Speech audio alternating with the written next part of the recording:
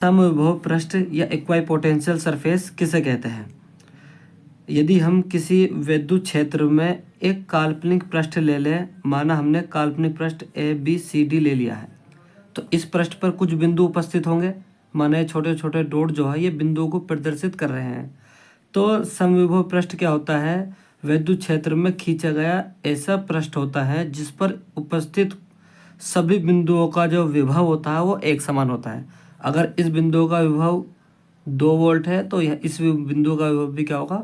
2 volt होगा। और इन सभी बिंदुओं पर जो विद्युत क्षेत्र की दिशा होती है वो इस पृष्ठ के क्या होती है? लंबवत होती है।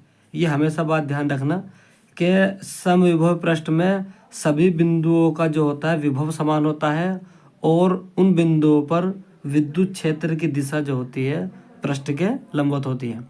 अगर हम 2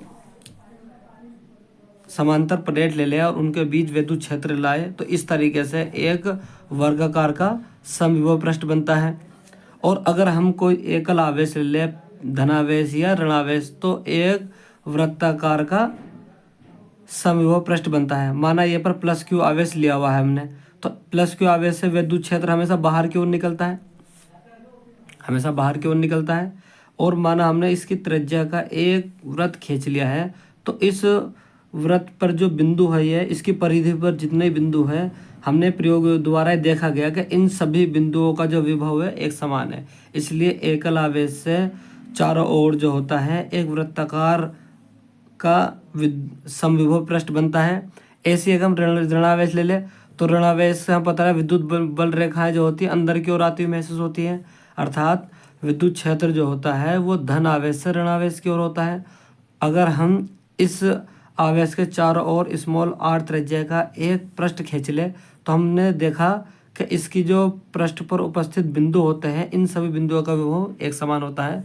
तो इसे भी हम समविभव पृष्ठ बोलेंगे, इसको भी समविभव पृष्ठ बोलेंगे और इन सारे पृष्ठों को भी समविभव पृष्ठ बोलेंगे। अर्थात कहने का मतलब ये है कि विद्युत क्षेत्र में किसी भी ऐसे काल्पनिक पृष्ठ को हम समविभव पृष्ठ बोल सकते हैं जिस पर उपस्थित सभी बिंदुओं का विभव एक समान होता है, अर्थात उनके 2 बिंदुओं के बीच कोई भी विभवांतर नहीं होता, कोई भी विभव में अंतर नहीं होता। ठीक है, ये कई आकार के होते हैं, वर्गाकार होते हैं, वृत्ताकार होते हैं, बेलनाकार होते हैं या कुंडली का आकार के होते हैं, किसी भी आकार के हो सकते हैं। ठीक है, अब एक सवाल बार बार एग्जाम में पूछा जाता है कि समविभव पृष्ठ में किया गया कार्य कितना होता है। अर्थात अगर हम कोई समविभव पृष्ठ मान लिया, हमने 2 वर्गाकार हमने वृत्ताकार हमने ले लिया है, इस पर कई बिंदु है, ये एकल आवेश के कई और बिंदु है, माने बिंदु A है और ये बिंदु क्या हमारा B है। समविभव पृष्ठ में यहाँ से यहाँ तक चलने में क्या होता है, स्मॉल r दूरी तय करते हैं मान लेते हैं हम। तो ये सवाल आता है कि बिंदु A से बिंदु B तक जाने में किया गया कार्य W का मान बताइए। ठीक है, समविभव पृष्ठ में एक बिंदु से दूसरे बिंदु तक जाने में कितना कार्य करना होगा।